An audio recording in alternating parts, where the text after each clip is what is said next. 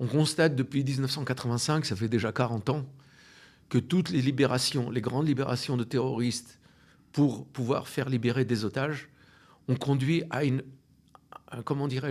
aggravation du terrorisme. L'exemple le plus flagrant, c'est Yahya Sinwar. C'est une chose de venir dans une action terroriste, de se faire tuer dans le feu de l'action, mais de se faire condamner à mort.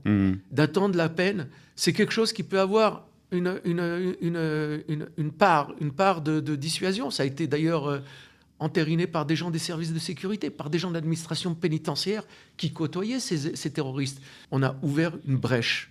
C'est pas une brèche pour faire de la pub, c'est pas une brèche pour faire de la provocation, c'est une brèche pour mener à bien cette guerre fondamentale qu'a l'État d'Israël avec le djihadisme. Ouais. Quand vous avez 80% des habitants de Judée-Samarie arabes qui s'identifient avec ce qui a été fait le 7 octobre, quand vous avez la même chose encore dans la bande de Gaza, quand vous avez dans la plupart des communautés musulmanes dans le monde qui approuvent ce 7 octobre, qui disent que c'est un acte de résistance, la guerre d'Israël doit dire celui qui lève la main contre un juif au hasard pour lutter contre l'État d'Israël, il n'a pas le droit de vivre.